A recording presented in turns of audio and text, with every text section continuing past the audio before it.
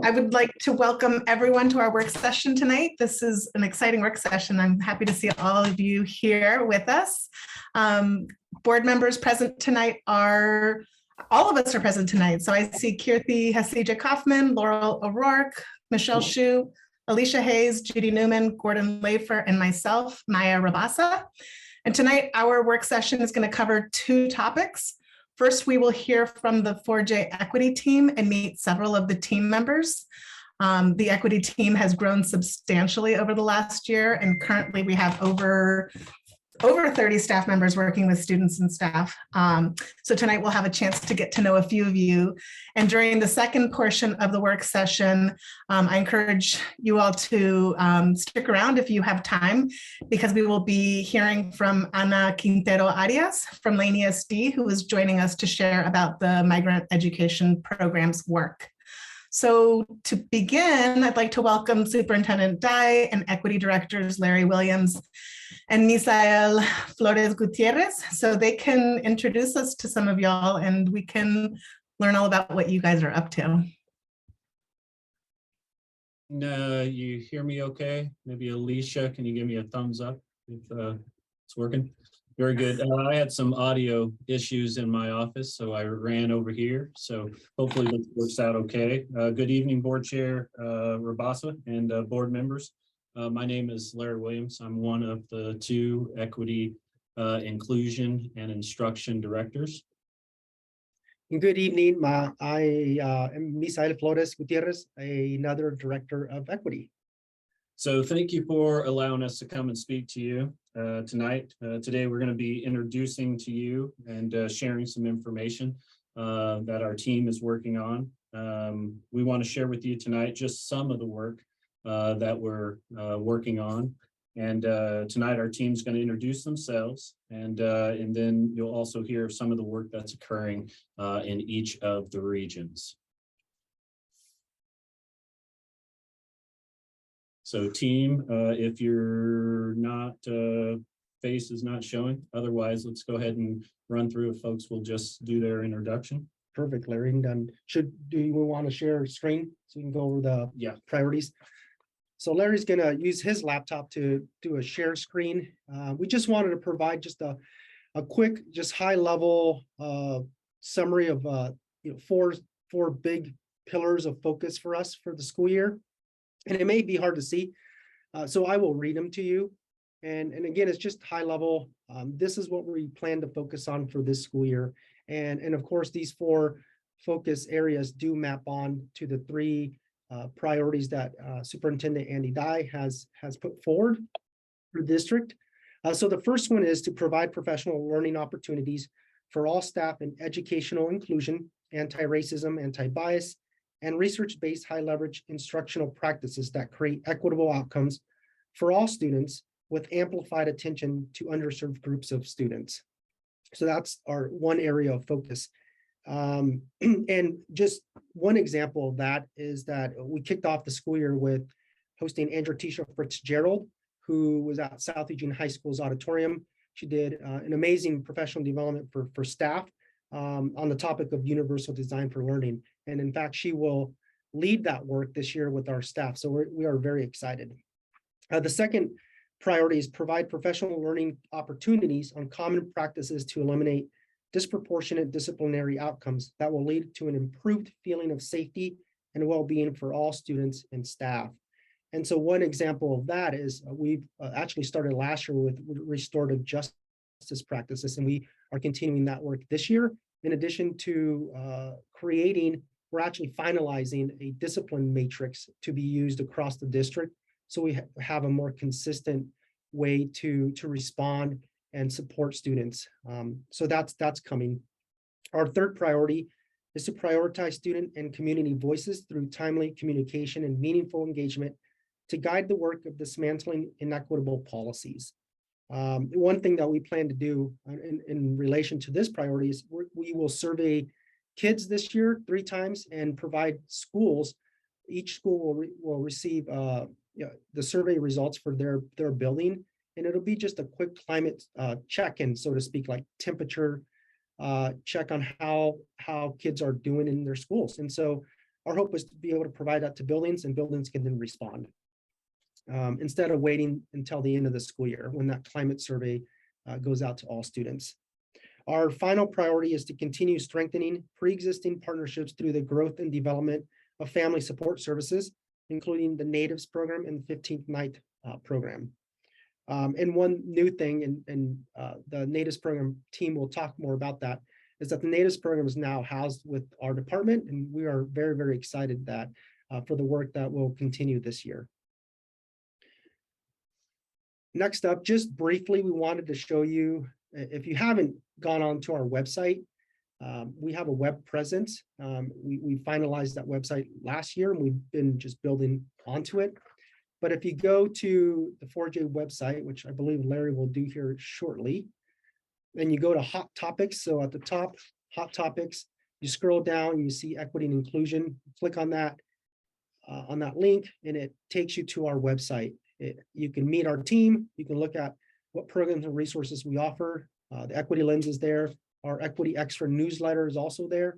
And then on the right, there's tons of hyperlinks with lots of resources. So feel free to peruse that when you have a chance. And feel free to provide us with any feedback, things that you want added. We're more than happy to add any other information, and it's evolving as well. So more to come on that. Next up, we really wanted you all to meet our team, the Equity team, your team, to help support students and families. So we will kick it off with Scout Gertis. So we will have Scout introduce herself, and then the team after that. Go ahead, Scout. Okay. Hi, everyone. My name is Scout Gertis. I'm a human service coordinator, and basically I support the directors of equity as well as the whole equity team with anything that they may need. And I also put out the Equity Extra, which I send you guys every month. Hi, my name is Vanessa Vasquez, and I'm the Family Support Service Manager at the District Welcome Center, which houses the cultural navigators, McKinney-Vento liaisons, and we collaborate closely with the District Family Engagement Coordinator and the new District Newcomer Coordinator. One of our goals this year is to provide more culturally appropriate events for families. And our first one will be at the end of this month, which is Hispanic Heritage Celebration. And then continuing to provide and developing welcoming transitions for our families and students who are new to our educational system. Hi, everyone. My name is Ileana Ayala, and I'm new. I'm a new cultural navigator, and I will be supporting the migrant program at our schools. Hello, good evening, everyone, board members. My name is Dulce Guillen. I'm one of the other cultural navigators that supports our district. More than anything, I would like to continue to work with our marginalized community and also support our buildings. Good evening, everyone. My name is Alicia Longoria, and I am the district's Family Engagement Coordinator. My goal this year is to re-engage families and community partners to our district, as well as continue providing bilingual early literacy opportunities to young parents and also to our monolingual Spanish-speaking families. Thank you. Should I go? Good evening. I'm Jennifer Volum, and I am in the McKinney-Vento program. I'm one of the liaisons. I serve the North and Sheldon region, and the McKinney-Vento program supports families and students who are unhoused. Hi, I'm Christine Kraft. I work with Jennifer. I'm a McKinney-Vento liaison for the South and Churchill regions, serving unhoused families and students. Thanks, Christine. And Vala, you can go next. Okay. I'm Ann Bella. I am new to the district as the newcomer coordinator for the whole district, and I am making sure that the newcomers are integrated and they have everything they need and they're supported, as well as the ELD teachers that they work with. And this year I hope to help develop a newcomer program for the district. Thanks, Ann. We'll have the equity managers go next. Can I ask what a newcomer program is? I don't understand some of the lingo being used. Newcomers are students who are within their first year in the US in our education system, learning in a language that is not their mother I language. had no idea. Thank you. And the other one is, you said ELD. English learning. Same So kind of, yeah. Okay. Yeah. Thank you. So I'll go first as the equity manager. My name is Ann Christensen, and I am the North Region Equity Manager. And what I am excited about working on this year is to bring our high schoolers into the middle school and elementary schools to be a presence for our little students of color, to get them excited about being in school and doing some fun equity activities.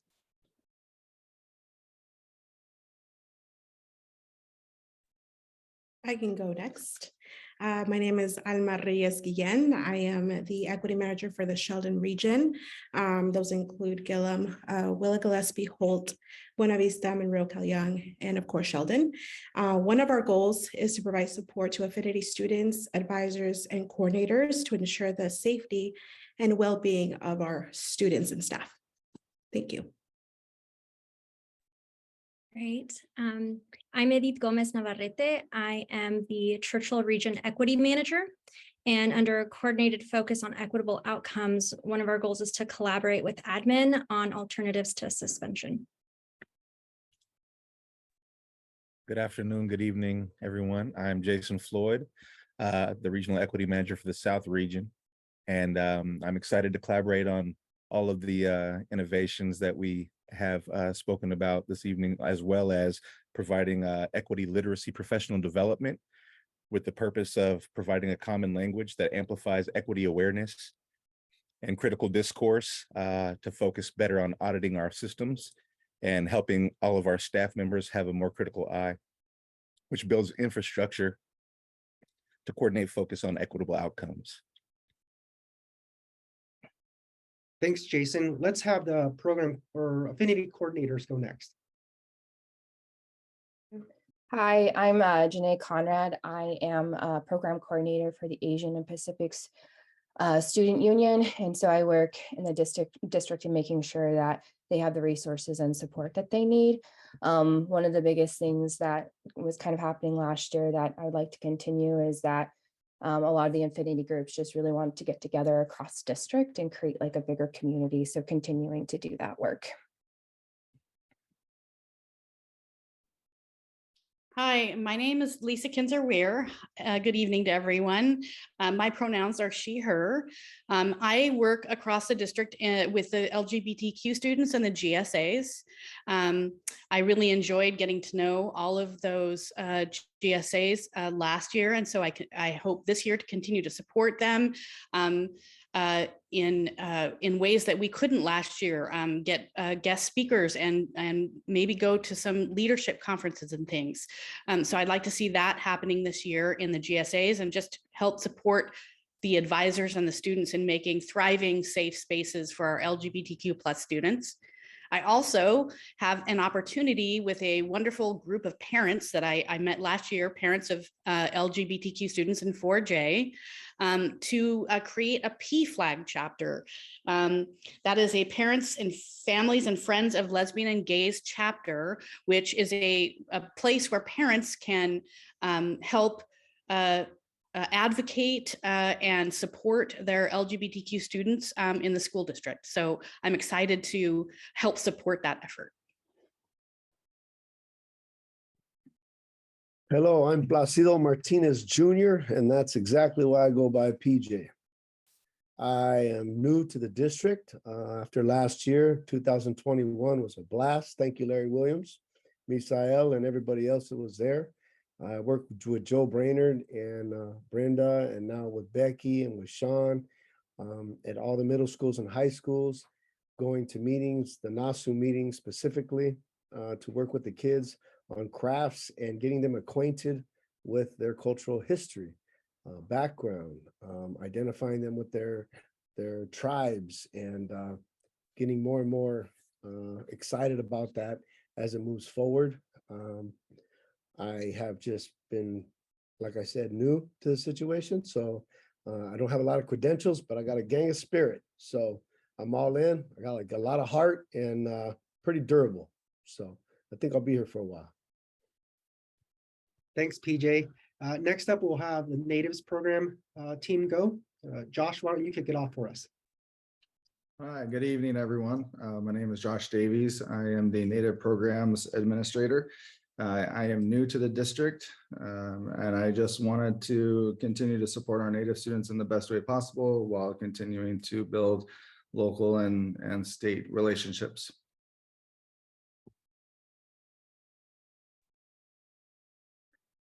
Hi, everyone. Can you hear me? Because it looks like everyone kind of stopped for a moment. Very good. Okay. Hi, my name is Becky White Youngblood, and I am a equity manager for the Natives program.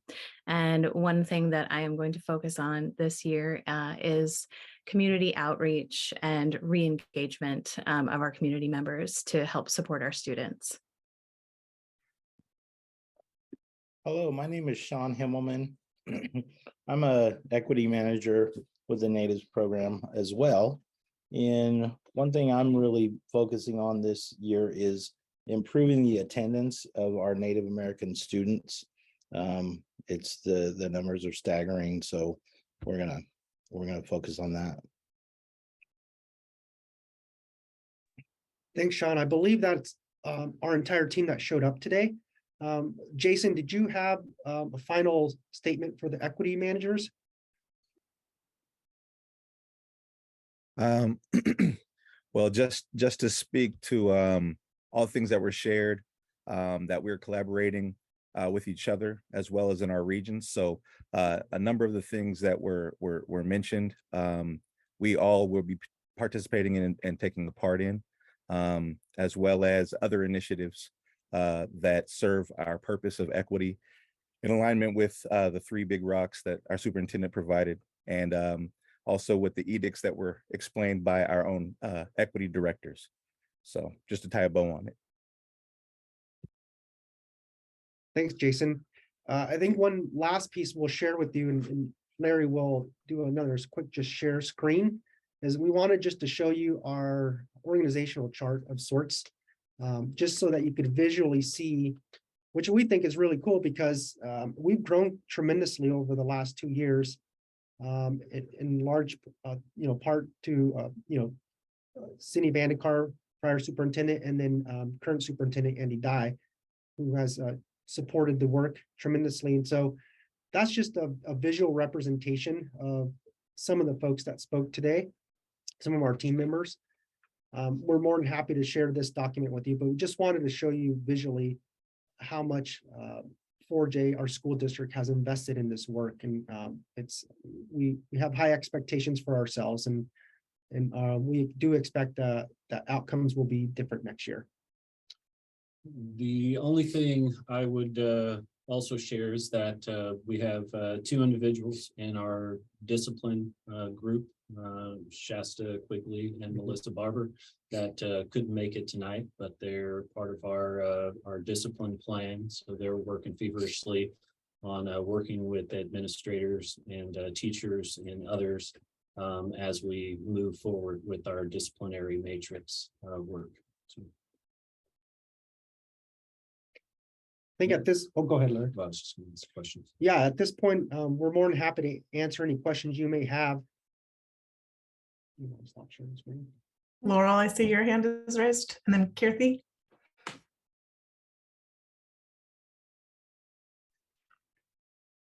I had, one of my questions was, I heard that there are cultural nights, and I heard about one. What are the other planned cultural nights? Vanessa, did you want to speak a little bit more about the events you have planned? Yeah, so we have, one of them is a Hispanic celebration that's going to be at the end of this month here at River Road, El Camino del Rio. And then we're planning our next one November 2nd, which is going to be Dia de los Muertos, Day of the Dead. And so we're working and collaborating with everyone to work on doing other cultural events throughout the district and throughout the school year. Okay. And I can wait for my second question till after other board members go. Yeah, Laurel, I would just add that from each of our affinity groups. They'll all have events that they will put on throughout the year because Hispanic Heritage Month is first. That's where we're starting. But we will work throughout the year to make sure that each of our affinity groups have a time and a space where they hold a cross-district event so that students are allowed to get together and recognize that life is bigger than just their school. And do you guys have the funding that you need for that? Is there anything the board can help with that, about that? We do have funding available, but we were not opposed ever to more funding. No, we do have funding for those events. Okay, thanks.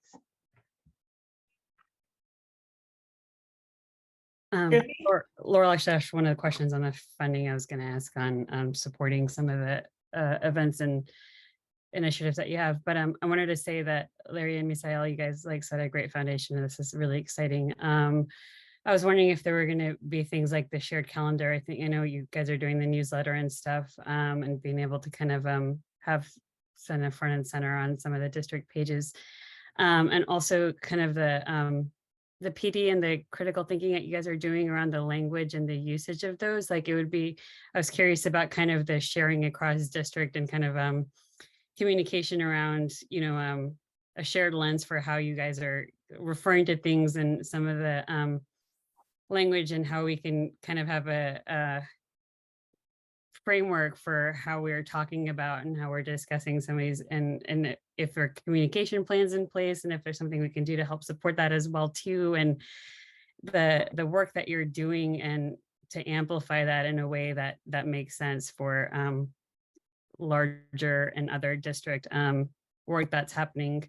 And then I also wanted to just really, I'm so pleased that some of the things around the discipline and the other key aspects are being looked at in a broad sense. And it's I don't know, I'm just really pleased with what's happening, and congratulate all of you on this, and hope that we'll be able to support you in any way that we can with the work moving forward. Yeah, so Kirti, just so you know, this is one of Jason's passions, and we kicked it off this year with all new teachers. So our equity managers ran trainings for the new teachers, and that was a portion of it, is what he shared, and it was a part of their training. And the goal is that it won't just live in the South region where Jason is located, but it'll be an opportunity. And we tried to hire strategically, and we have lots of folks with lots of great talents, and we try and make sure that they're sharing those things across the board with one another. So. I think I'm up next, right? Maya? Yes, please, Judy. Okay.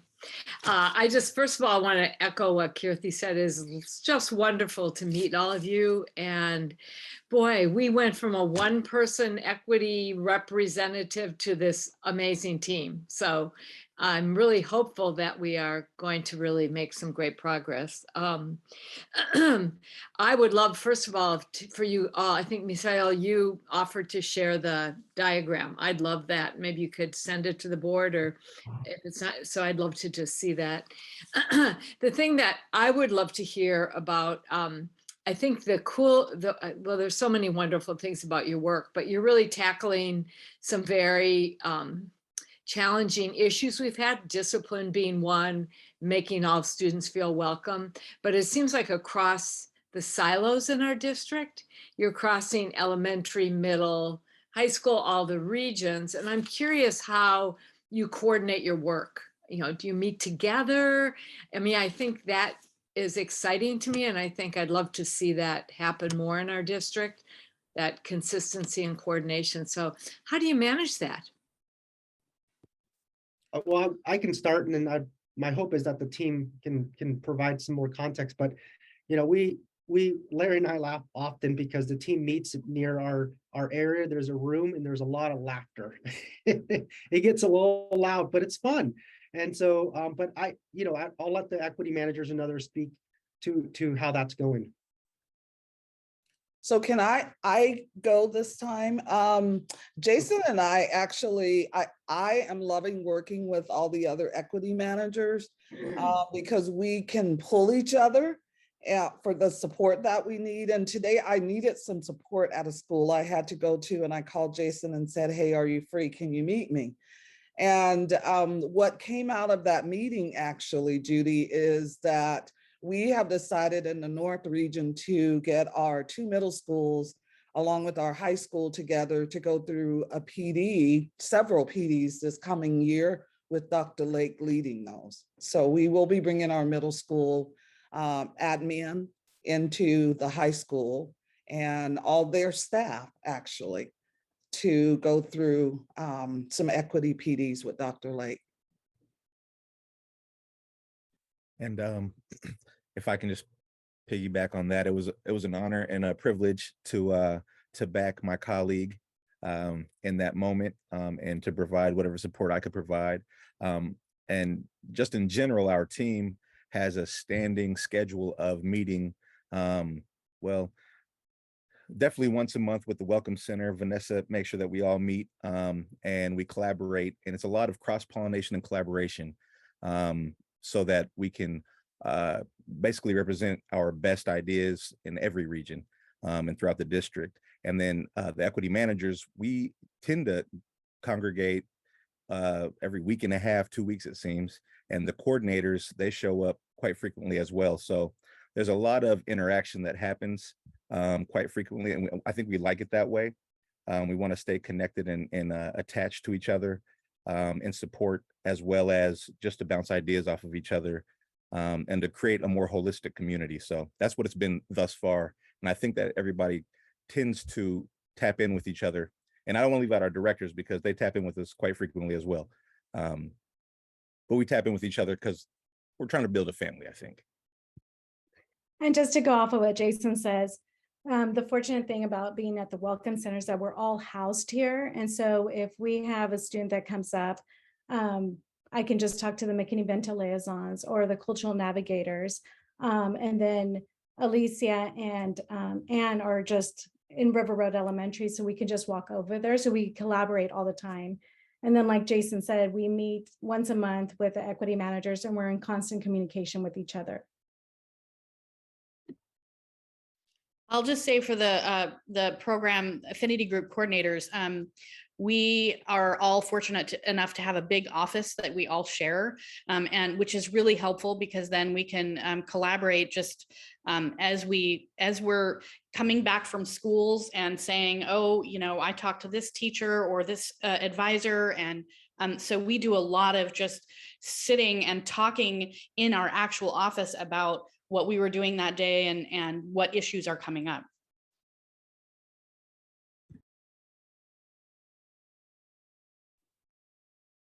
Go ahead, PJ. Okay. I kind of felt like that was a great question, Judy. And it was interesting for me to all of a sudden be in the school district and then to have Larry say, yeah, we're getting you an office. And I'm like, wow, an office, you know? And then it was just this empty room at Fox Hollow. And then we all started showing up. And then it was like, okay, how often are we going to meet? At what level do we meet? And then Larry's like, man, I got a bunch more people coming on the team. We got to change these meetings. And as it evolved, I think, you know, Larry being at the head of this thing, it was managed very well that there was different levels of connectivity going on. You know what I mean? Being as a builder, it was kind of like when I'm building a 7-story building, I can't mess with the 7th floor when we're getting just to the 2nd and 3rd floor, but the 1st floor is already going into finish because we're still building the structure on the level 4. You know what I mean? And I watched Larry do that, and I was kind of taken back a little bit, but I was like, okay, it's your job site. You know what I mean? Like, do your thing. And it's actually, as you can tell, it's worked out quite well because I mean, it's his project, man.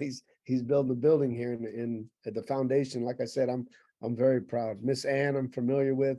Dr. Lake, I'm very familiar with, and you know, I'm kind of like very like this. You know what I mean? Like, you don't just show up and get to work alongside people like that every day. So when they call a meeting, you show up.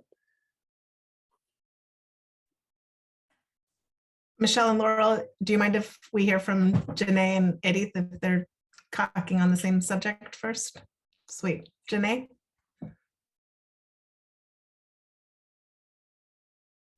The only thing I think I wanted to add was that I do want to shout out teachers because they're really like the glue that really help make this happen, especially the advisors. They spend a lot of time and they, really work to make sure that students have a space and a voice.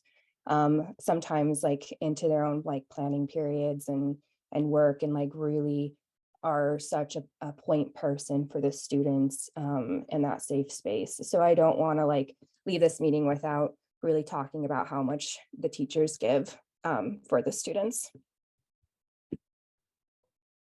Thank you, Janae. Edith? And I just wanted to add that something that working on this team is really cool is we prioritize showing up for not just staff and students and families, but we show up for each other to give that holistic support. For example, if I call Vanessa and I'm like, hey, what do you know about this situation? How can we better support this family or the student in a certain circumstance? Vanessa will just show up.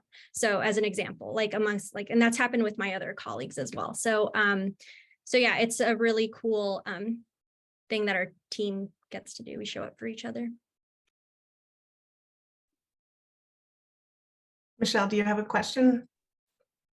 Yeah, I was going to ask, how is your time scheduled? How much time are you spending in schools and how much time are you spending in the district offices and how much time, out in Fox Hollow? I'm just wondering how students find you and teachers and staff as well. How do they find you? So I can start that one as well. We're all housed in the high schools. So all of our offices are in the high schools and all of our elementary and middle school admin know exactly where we are. They have our contact information. And I say to people all the time, this is not a small job. It's a huge job. And you have to be present every single time a principal, a staff member calls, a parent calls. So we are moving. I don't know that any of us are in our offices that much because we're moving from the high school level to the middle school level. We try weekly to make appointments at different schools and touch base with admin, with staff if they need us. But I don't know that we're in a place for very long. We're moving around a lot.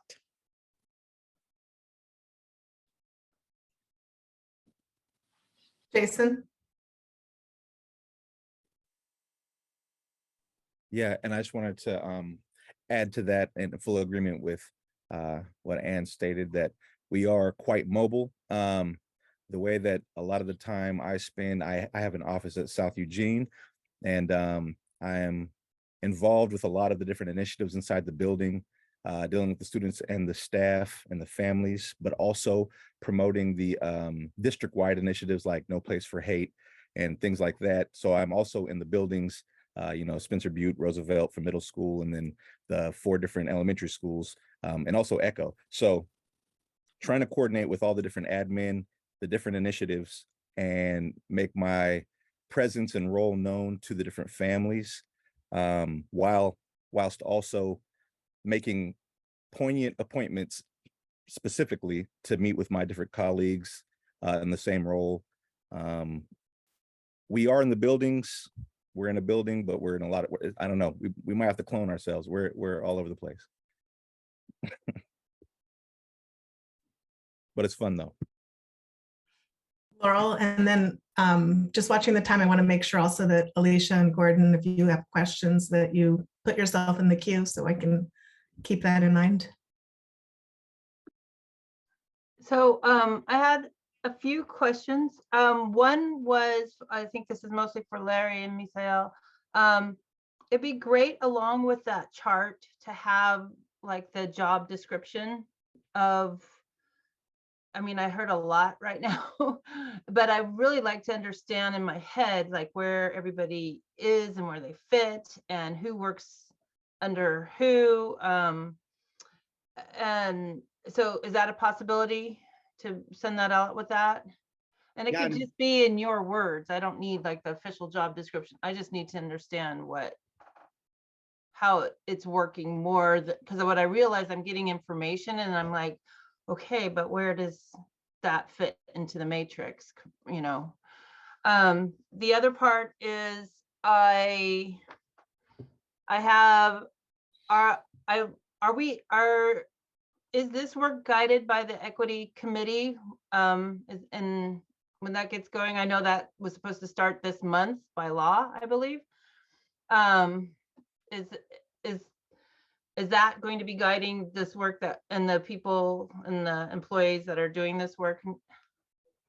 And how does that connect, or is that too big of a question for right now? No, it's not too big of a question. You know, it really depends on what the equity committee shares and what they decide they need. You know, the equity committee really is an advisory to the board, and that would be post the board's hearing from the equity committee. You might have a desire or something that you'd like to know, or something that you'd like to see more of based on what's come back to you from the equity committee. So, you know, I believe our team stands ready to hear that. The likelihood is our team would have already heard it, because on your equity committee, you have a handful of students where they're working with all the students. And so the likelihood, anything that makes its way to you, it's a good possibility that at some point in time, our team has heard about it and probably is either already working on it or is planning for the work. But I think as far as the committee being sort of your eyes and ears on the ground, it's something that our team is quite comfortable with and working with on a daily basis. And second part to that is, how many here are on the equity committee? We do have staff on the committee, correct? Yeah, none of our team. Alicia. Is. Yeah, Alicia serves on the committee. So we have one person from our team on the committee. Okay. Sorry, Alicia. And I appreciated Michelle's question. My other part to that is, how do parents find you? So we mostly get emails from parents saying, this is bad, everything's bad, fix it now. And we're like, so if that happens, I know I send it to Andy, but you know, sometimes it's conversations with people where they're like, what do I do now? And how do I do that? How am I navigating that? Yeah. Oh, sorry. Who is that? That was Lisa. Lisa. I just, go ahead. Go ahead. I'll let you. Oh, I just wanted to say that I had a number of parents contact me last year from our actual website. So they were able to go on and find us and me and my contact information through our website. That's awesome to hear. But we do have a lot of people that don't navigate quite so well. Laurel, another way that we're getting contact is that a lot of the admin do weekly mailings that go home or emails. And so they will put our picture and our job description, and we are invited as well to staff meetings to introduce ourselves, to let staff know. So a lot of staff will, if there are issues with equity, they will refer the parents actually to us or call us in to sit down and have meetings with parents. But in the newsletters that go out, we're often highlighted. And do you have the ability, so, you know, some things I've seen in the school where I'm obviously seeing bias happening between like a teacher and a student or something, and I'm not talking in my role now, but as a parent, do you have the ability to step in? Do you have that role? You can do kind of a nice check there. Yeah, so Laura, sorry, Ann, but Oh, that's okay. Go ahead. Laura, we intentionally hired our equity managers as MAPS members. So they stand side by side with admin because we knew that there would be a need for coaching. We knew that there would be a need for collaborating, and we didn't want it there to be this imbalance of power within the building. And so when our folks work with the student or work with the parent and recognize that that maybe our administrator didn't go about it the way that they should have, or they might need some extra coaching, we wanted it to be this more level playing field. The other piece is that all of our buildings recognize that these are employees of the Office of Equity. They're not building employees. And so an administrator is not necessarily supervising our folks. So there is this separation that can happen so that they can feel empowered to go in and speak their truth with the principal, with the teacher, and have some weight behind it. It's wonderful to hear about it, and thanks so much. And I know we're all just putting it together, but I'm excited. I see that there's a lot of hands raised, and I want to also honor that we have some other guests that we want to be sure to hear from. So I want to make sure we hear from the folks who have their hands raised with an eye on the time, which is not my favorite job. But I also, I've heard the word collaboration a ton, and I just want to emphasize that this second component of our work session is also about collaboration and really addresses a lot of the work that you all, a bunch of you all are directly working on. So I want to make sure we hear from Anna and her team.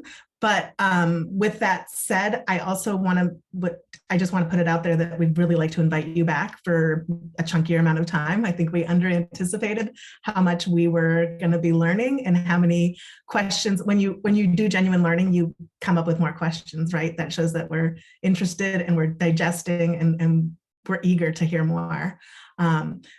Oh, you all took your hands down. Please, if you took your hand down and you want to say something, please raise it back up. Okay, Dulce, thank you. I knew yours was one of them. I didn't want to put you on the spot. But Dulce and then Alicia and Judy, but it would be great to wrap it up. But Dulce, you take your time. Thank you. Well, just to add up to what everybody's already mentioned, the collaboration, a lot of the parents do reach out when they know they know my number, they know who I am. A lot of them are school referrals, our staff, know what I'm doing. So I guide the parents and students to the appropriate entity or group that will help it based on the need. And, if the admin don't know about it, I make the admin aware of the issue. And then from there, I believe one of our equity managers will check in with the appropriate admin. So we're all working on this together. A lot of it has also been word of mouth. A lot of parents are talking to each other. And so they'll remember, I know a lot of them come back to Alicia. A lot of them will come back to Vanessa as well, because they already have that relationship with them as well. So that's how parents and buildings are getting a hold of us. And it'll either be a phone call, an email, or they show up at our building. Thank you, Dulce. Alicia and then Judy. I just want to make sure nobody else had their hand up that wanted to answer the question previously, because there were a lot of hands and the thing went away. Okay, good. Well, first, I just want to say, oh wait, PJ, did you want to answer a previous question? Because I did have my hand up about how they contacted us. And the truth of the matter was in year one, last year being year one for me, we were just out there, boots on the ground. We were there saying, hey, here we are. Hey, here we are. Here's our number. Here's cards. Security was a good one. And I know Jesus, Peter Tromba, and Peter Barsati were the ones that started calling my phone and saying, hey, I got one for you. I got one for you. I got one for you. And a lot of times that was kids that were having issues. And a couple times I met with parents at North Eugene, actually. And I think that's how they find us. You know, after a short amount of time, they start going, oh man, you need to talk to PJ, or we need to get this kid to PJ, or maybe these parents need to meet with their kid and with PJ or whatever. This is going to happen for Jason and Alma and everybody else as we're available and we look like them. They see a representation, and there's something that I don't know if it's magic, hocus pocus, whatever, but it happens in that room when they have a need and it gets met, and some powerful stuff happens. So that's how they find us. We make ourselves available. Thank you, PJ. Jason? Yeah, not to beat a dead horse, but so all those methods, we reach out to the family, staff, students that way by being physically available there with the students, being involved with all of the admin and all of their initiatives for equity, also formulating plans for equity with them, sending out the newsletter that was mentioned by Ann, going to open houses, being at football games, essentially we and sending introductory emails to each member of the staff in every building, and also getting lists of the parents of marginalized students and introducing ourselves through that, and tracking the attendance and disciplinary and action of those marginalized students as well, and teaming up with the counselors in that way, so the counselors can also contact us. So it's an exhaustive amount of ways that we do it. I just wanted to add those last couple of ways, and then I'll let y'all do y'all thing. I appreciate that. You guys are giving us a very a nice deep window into understanding a lot of these things. Alicia, My and turn? then, yes, Thanks. please. So I appreciate it, Jason, as you were talking, everybody, you were talking about that one-on-one, that personal connection. And I feel very thankful that I had a chance, even over Zoom, to have that personal connection with you all tonight, and that you took your time, because I know it's not school hours, to be here with us. I know I've had the chance to work with some of you even before I was on the board. So thank you again. Thanks for stepping up and taking these jobs. I think my fellow board members said, what can we do? Please don't hesitate to ask. I think, Lisa, you talked about guest speakers. We have some powerful folks on our board that are doing great things in the community. Please don't hesitate to ask them. I'll stay home. No, to you know, if you're looking for a guest speaker on that end as well. You talked about PFLAG and starting a chapter. We haven't had one here for a while, and I'm guessing you know who ran the last one. But if you didn't, let me know. I'll connect you. All right. Thank you again. Thanks for your time and your talent. I'm looking forward to it. This is amazing in my time on the board to see something like this happen. So thank you all for your leadership. Appreciate it. Thanks, Alicia. Judy?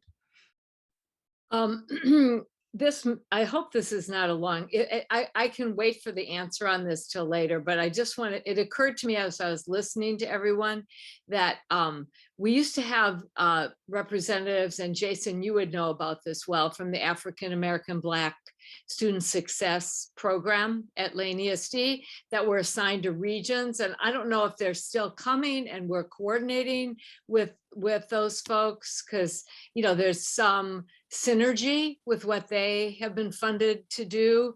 And I know there are other community programs. We used to meet, you know, weekly with the NAACP Education Committee. So hopefully you're sharing those resources, or I don't know what's happening with that. So Judy, much like we're about to hear from the Migrant Ed program from Lane ESD, I am hopeful that we will be having a very similar work session also with Shanae and her team as they are available.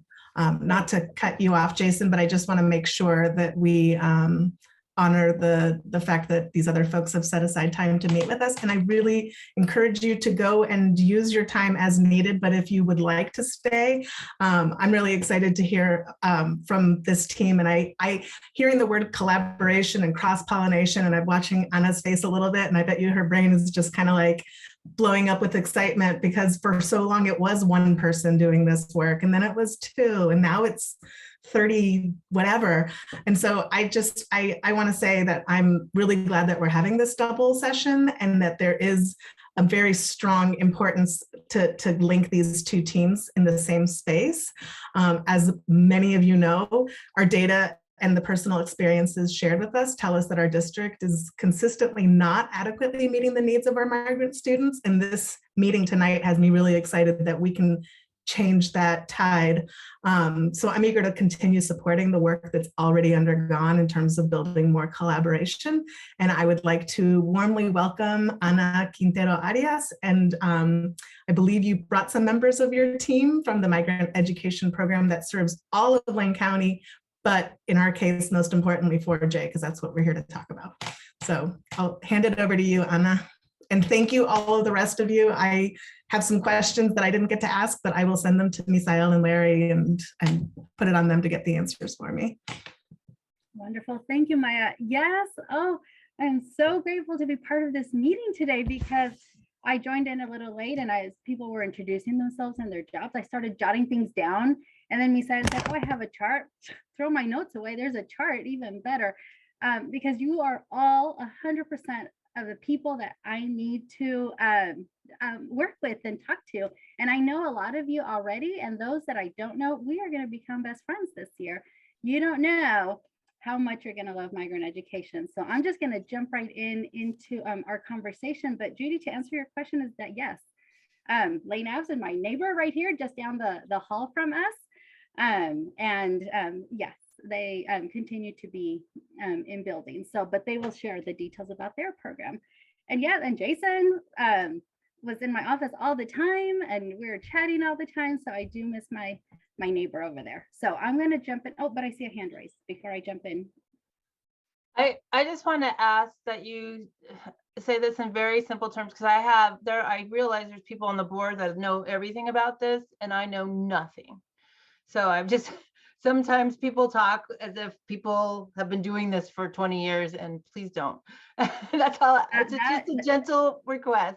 No, that's perfect. And that's why I have things written down, and I'm going to share my screen so that you can listen, but you can also just read along on some of those things. So migrant education, let me share my screen briefly, and I'm going to introduce the rest of the folks that came from my team in just a second. I'm going to optimize for sounds. Okay. So migrant education is a program that I didn't know about. So I worked in Eugene for 12, 13 years as a speech therapist, and I was also the culturally and linguistically diverse consultant for the entire district for all those years, supporting all the schools, private, public, preschool to high school to graduation. And so I have such respect and admiration for the work that that 4J does. And what you all just described is the dream. I remember having this conversation when Carmen Navina was the equity director, talking about what if, and you are creating that what if. And migrant education is part of that. And because I am in presenter mode, I can't see anyone. So if you do have a question, if you can please interrupt me, because now I'm just speaking to my screen. So the Migrant Education Program, or MEP, is part of Title I-C.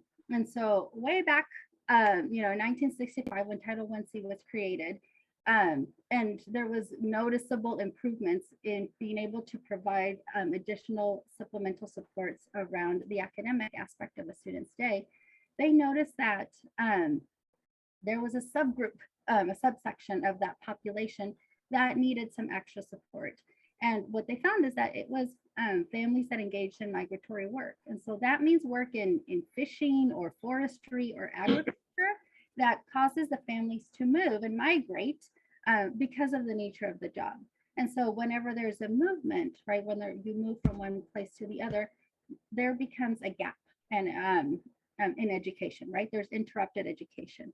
And so that is how migrant education, or Title I Part C, was born, to say, we understand that there are unique needs that impact the lives of the migrant families that migrate in order to provide a living for themselves and for their families.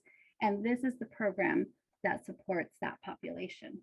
I'm not going to read to you the benefits of MEP because I'm going to talk to you and show you a lot of pictures and a little video about what that actually looks like. And I'd be happy to share any documentation with you if you would like further information about anything specific of our program and any specific part of the process. I'm not going to go into the logistics tonight about how we share data and things like that. So if you want more information about that, I'd be happy to share it with you later. But I just really want to get you a sense of what migrant education is, who the students are that are in your district, and how we can strengthen the collaboration between the work that we're doing and the work that everyone that just presented is doing. So in migrant education, we believe that all families possess valuable cultural resources.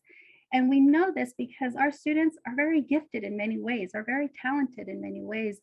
They're emergent multilinguals. They know the world and they see the world and they experience the world through many different perspectives and experiences. And those are gifts, right, that they bring to the schools and to the communities that they live in. We support migrant students, right, in order to overcome the educational disruption because of that migratory nature of the job. Any cultural or language differences that they might be experiencing, some social isolation that happens a lot. If you're constantly the new person, right, it's pretty isolating.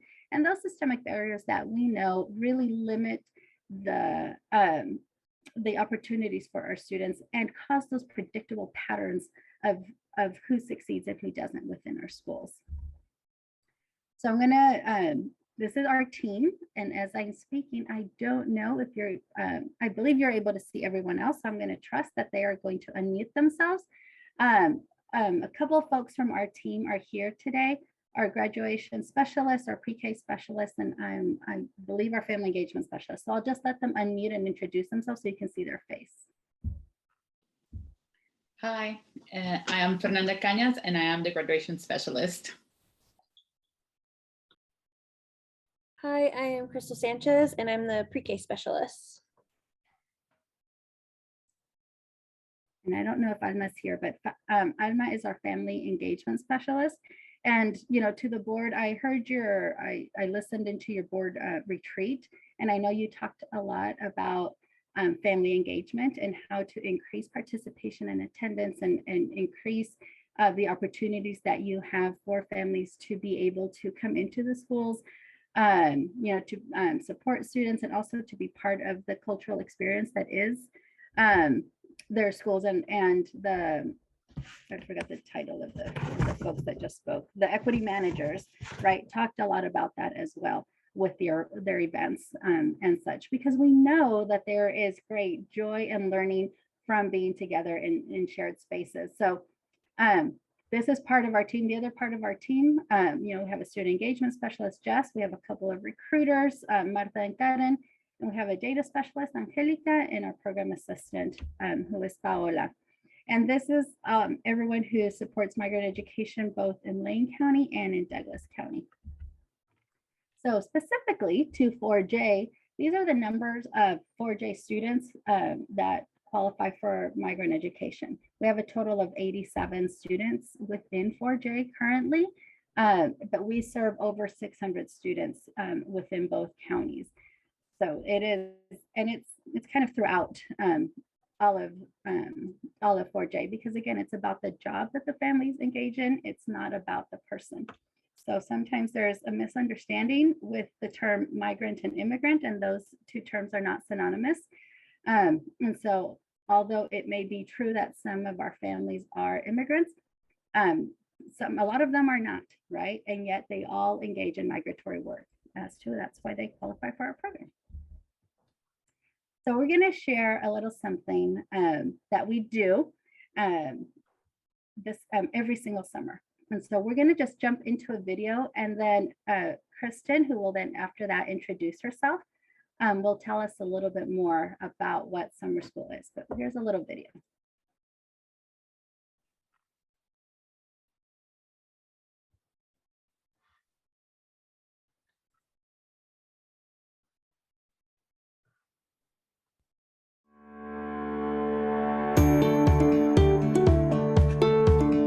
Hola, buenas tardes. Yo soy Ana Quintero Arias, la coordinadora del programa Migrante aquí en Región 28. Y me da mucho gusto haber podido pasar este verano con todos ustedes, con todos sus estudiantes. Fue un honor para nosotros disfrutar de su alegría, de su creatividad, de su pasión por la vida, de su sentido del humor, de su inteligencia, de todos sus estudiantes. Nos dio mucho gusto tenerlos aquí y espero que el año que entra vengan ustedes y se traigan a sus amistades para que también siga creciendo el programa y podamos ofrecer diferentes experiencias para todos.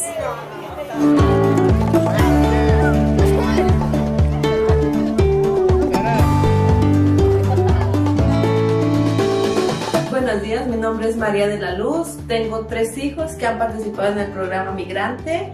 Lo que me gusta del programa es que durante el año escolar tenemos apoyo cuando necesitamos ayuda con nuestros hijos. Lo que más me encanta es el idioma, que me pueden entender mis necesidades y las de mis hijos. Me gusta que cuando pedimos ayuda la tenemos inmediatamente. Y lo que me gusta en sí del programa es la ilusión que le dan a mi hija a asistir, los proyectos que le enseñan, las historias que le cuentan. Entonces a mí me da gusto cuando llega a casa que ella quiere compartir con sus primos, los que no asisten, porque a veces no califican, a veces no hay el transporte, a veces no está toda la ayuda que ellos quisieran tener para asistir al programa igual que mi hija.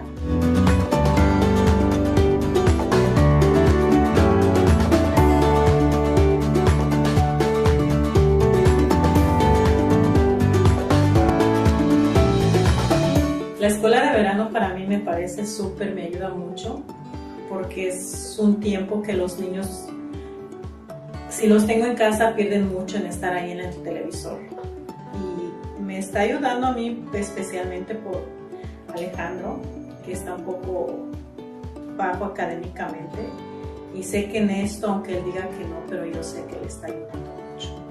El español, mis hijos están en una escuela donde no les enseñan nada de español. Y esto para mí está bien porque en casa yo no les puedo enseñar de la misma manera que lo hacen aquí. Y tienen maestros, en este año tienen maestros que están 100%, los trajeron de México creo, tienen el español al 100% y es una gran ayuda también.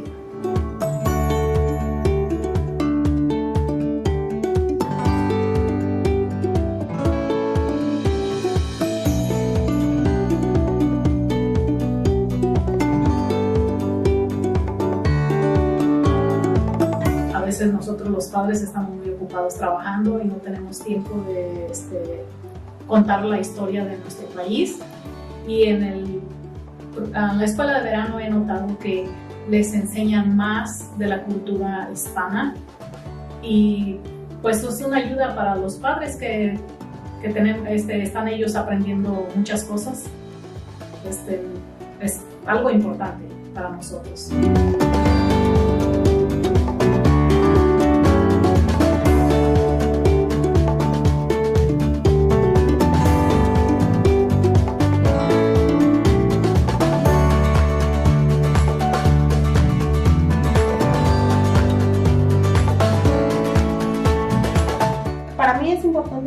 Porque nos ayuda tanto culturalmente, nos sentimos identificados con nuestra propia cultura. Les gustó mucho de ahora que hicieron lo de muerto, de las pinturas de la cara, les encanta.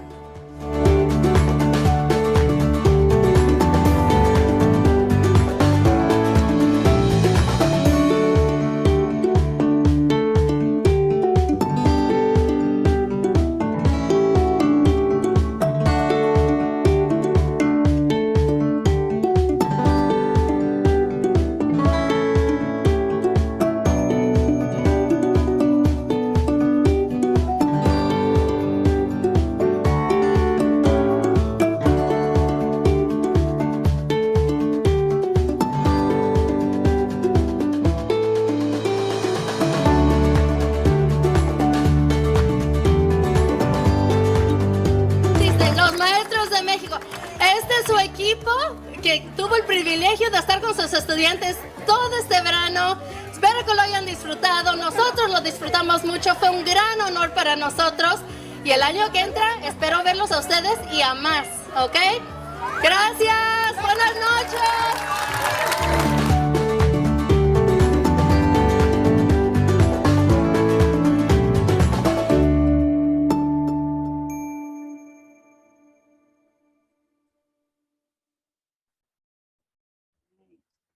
So that summer program is the culmination of a year's worth of work.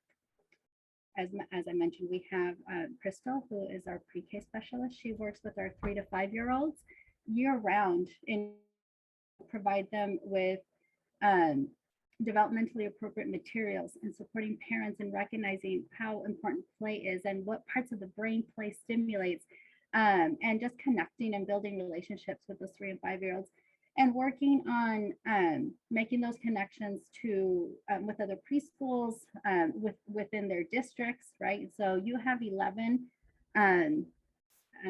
preschoolers within 4J that will be part of your district, and so Crystal is working with them now, because when we define school readiness, it's not about can they write their name, do they know their letters, it's do they have all of the developmentally appropriate skills, right, within all areas for them, so that once they get to school, they are ready and ready to absorb everything that's going to come. And for example, Fernanda, who works with our middle and high school students, she goes to the schools and connects with the students and helps them understand what high school graduation is, right? What transcripts are, also what are some challenges or barriers that they may be experiencing. The person that spoke earlier, and the newcomer specialist, newcomer program specialist, that is a person we're going to be working closely with now that I know who that is, because we do have some students that are unaccompanied minors, or some students that have recently immigrated to the US. And so it helps them understand the system. The US education system is very complicated. And so there are some systemic barriers there. So our work is identify those and be able to remove those.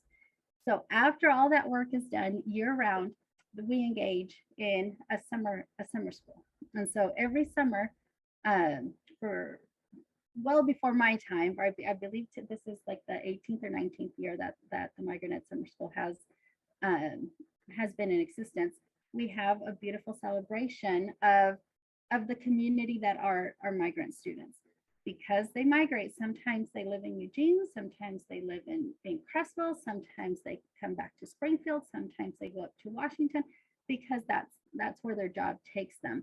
And what happens in summer school is that when we all get together, it becomes that affinity space, right, for all of our migrant families.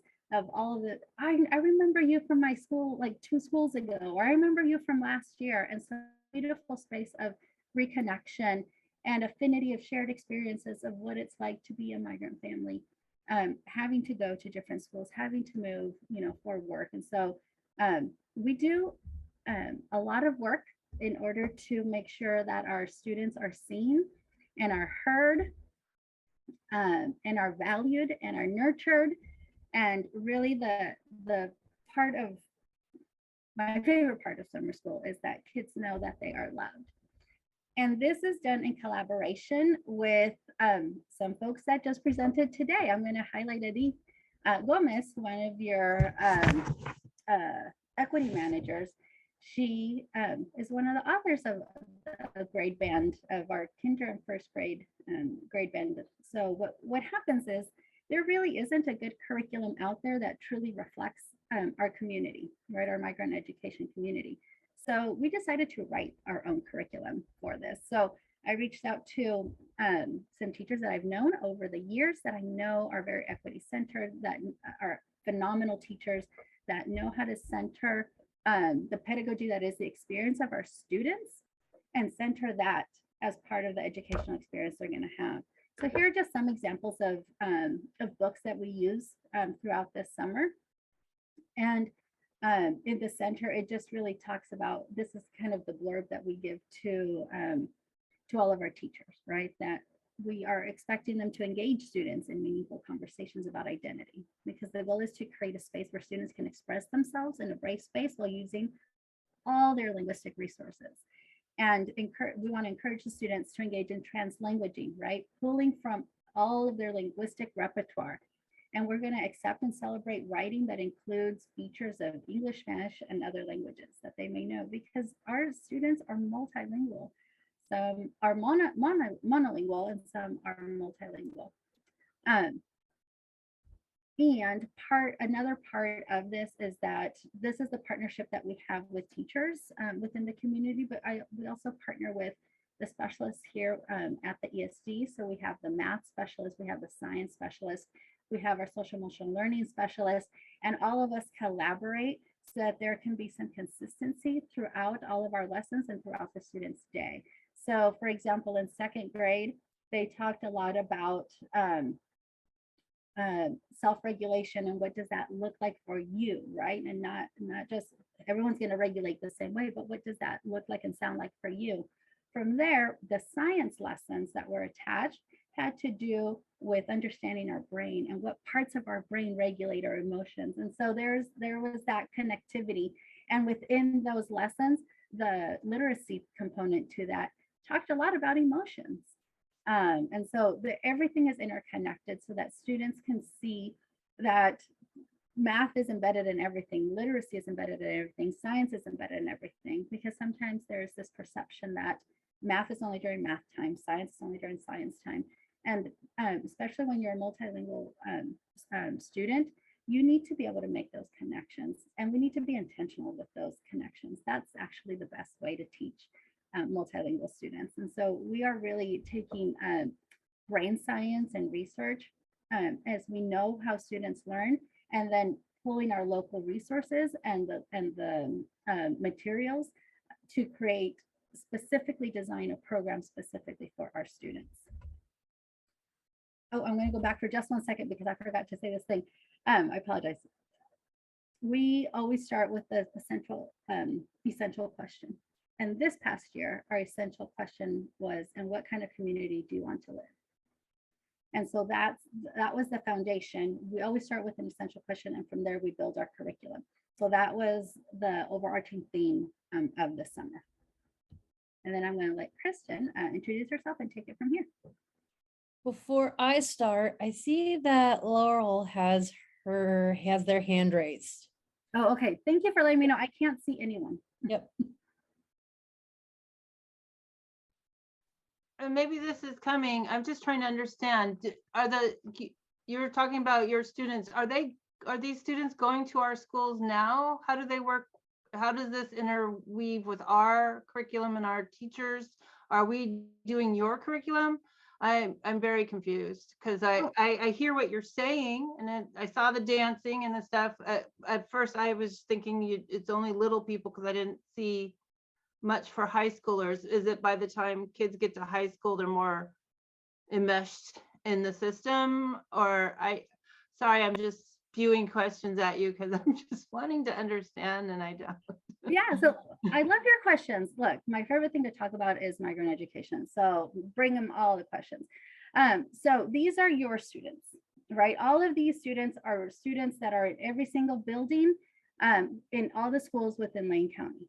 Okay, so they qualify for our program if the families have engaged in migratory work, and if because of that work they had to move, right? And so if they do, then they qualify for our program. And that means we are supplemental. So we look at and we collaborate with your district and we say, what are you doing to engage students in migrant education? And some of you will say, well, we are, because we know, let's say for graduation, we know that we need to have a FAFSA night in Spanish to make sure that we are explaining all the steps of how to do FAFSA. Can you partner with us and we'll do it together? And so we will then call the students and the families that are part of the Migrant Ed program, in addition to what the districts are doing. We will support, whether that's with sharing some of the presentation, if maybe sometimes that's funding, sometimes we support with funding. we just find different opportunities for the regular school year to collaborate with the districts in order to support the students that qualify for migrant education. So they are in your buildings. The only difference in summer is that they come to us. So we actually rent a building. This year we were at ATA. In years prior, we were at Holt. And we rent a building and we invite all the families that qualify for migrant education to come to our summer program. These past 2 years, because of COVID and the ESSER funds and SIA, all these extra additional funds, districts are also having additional summer programming, much more so than they've had in the past. And so, for example, this year I was in close contact with Cassandra Kamens, who's in charge of the after school programming, to say, hey, because our students would qualify both for the programs that you're running this summer, and they also qualify for our programs, right? And so we work together to find an opportunity for students to be able to participate in both. So for Eugene in particular, the students came to us for the first 4 weeks of summer. And then after our summer school was done, they went to your summer school. So they had extended time to participate in summer. But they are all your students. They are in your buildings, they're your families, and we just collaborate year round with them. Does that clarify that question a little bit? That helps. How do sometimes like access, I know it's really important. How do students get to your your supplementary programming, and what's the data for how long do they involved? Do they stay involved? I know you said you showed data later, so I guess if you want to send that later, that's fine. Yeah, so a couple things to that. Much like the answer that you heard from your previous group, word of mouth, parents calling, and then you get a call from the neighbor and you get a call from the cousin, and we get a ton of calls. So a lot of it comes from parents in general. Now, there are certain buildings that we have stronger relationships with, or certain teachers or certain principals, and they reach out automatically, say, hey, we noticed that the student is part of the migrant program, and here's the challenge. How can you help? How can we support each other in order to do that? So you in 4J, when a student qualifies for migrant education, we send a monthly report to you, to 4J. And someone in 4J goes in and flags the students within your synergy system. So you can pull a report to show you which students are in migrant education. And so sometimes I'm going to use El Camino del Rio as an example. We've gotten calls from Alicia sometimes, right, to say, hey, this family's needing extra support and they're from Migrant Ed. Is there something additional to what you're doing? Can you provide some assistance? So it kind of comes from a variety of places. More so than not, through parents know our program very well, and they reach out to us. However, everyone on our team, and in particular our recruiters, are calling families regularly. There's just a variety of things that we're offering, and we're just checking in with families to see what they need. Or we may be offering an event, or we might be offering something, and we always communicate with families and let them know. The best way to communicate with our families is through phone calls. Phone calls, follow it up with a text, but it's that personal communication. So everyone on our team is on the phone a lot, communicating with our families. Fernanda, so because you had asked about the older students, and some of that's going to get answered as soon as Kristen starts talking about our partners, because our partners, the partnerships that we have with folks outside of districts, a lot of them were born from that need. That family said, we need more for our older kids. So our preschool, our summer school holds from 3 years old to middle school, but then we have a lot of opportunities for high schoolers to be engaged in a variety of ways that Kristen is going to talk about in just a second. So I'm going to let Kristen go next, but please keep asking me questions, because I want to be able to make it as clear as I possibly can, because you are going to love this program. So I'm going to let Kristen go next. I'm going to interrupt really quickly, because as much as Anna loves to talk about migrant ed, I hate talking about time. And I am going to put you on the spot Anna and team, and ask that you come back, because we clearly have a lot more conversation that needs to happen. I want to see that nitty gritty.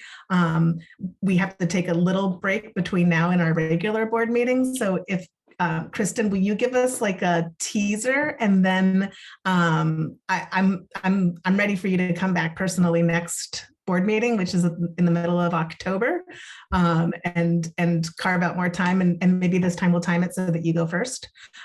So, because I know we went over time with the other group, but apparently there's just, we should have done this in separate ones, but it felt so eager. We were all eager to hear from both of you. So Kristen, let's hear from you. And then I'm gonna unfortunately have to do that horrible thing of cutting us short. Okay, how do I have, like a minute or like 3 minutes? What time? Let's go for a few minutes. Okay. And then if board members could write their questions down, so then we can even submit them ahead of time, so you come knowing what we want to learn more about from now. And then I'd love to get into that data stuff too. Okay, I will go quick. I'm Kristen Knorr. Hi, I've been the summer school principal for the past 2 summers, and prior to that, I had worked in summer school as a teacher. So I am extremely passionate about this program, and I'm so excited. I will give you a little teaser about sharing how we continue to build community with our students, and how we do that within our larger Eugene Springfield community. So we have partners, lots of different partners. Some of the things these partners do is they come into our summer school and they teach classes. Like Lane Arts had artists who were stationed in our building all summer long. They were a part of our community. Twin Rivers partnered with us to provide outdoor school twice a week for our middle school students, where they went off campus and they got to go to Fern Ridge. They got to ride bikes. They got to learn in the park, learning outdoor skills. We partnered with Arboretum at Mount Pisgah, and you'll see they show up in our field trips, high school students and our partners, because they were fabulous. We got to train, our students got to learn, our high school students got to learn how to be trail guides, which benefits the Arboretum, because then they can promote that they have bilingual trail guides. And then our high school students got paid to do that. And our elementary school and middle school students got to go on field trips and practice with our high schoolers. So we really got to grow from within our own program, our students and their experiences. We went on lots of field trips every Friday. We were going on so many field trips, and I really hope we can tell you a lot more about that next time. And then we had some questions about high schoolers. So our high schoolers got to go to Academia Latina, and they got to go live on campus in Southern Oregon for a weekend or a few extra days, depending on how old they were. They got to be volunteers within our summer school program. And we actually had a few staff members who were high schoolers who had been in the program as younger children and were now coming back. So again, growing from within and giving our high schoolers those experiences. We also had Wild Wednesdays that were field trips for those high school kiddos, paired with racial identity development at the summer school location prior to going on their day adventure. And I will stop there, but I have so much more I hope to tell you about really soon. Thank you, Kristen. That you were quick and concise. It's been many years, but I volunteered at the summer program 1 summer, 2 summers, and fun is really the key word. Like the learning is so exciting because students want to be there. It's one of the places where they're super happy to be, and learning is much easier when you're having fun. So I'll be in touch, Anna, to schedule a time. I'd like to do it super soon, so it feels like a continued conversation instead of a gap where we have to get warmed up again.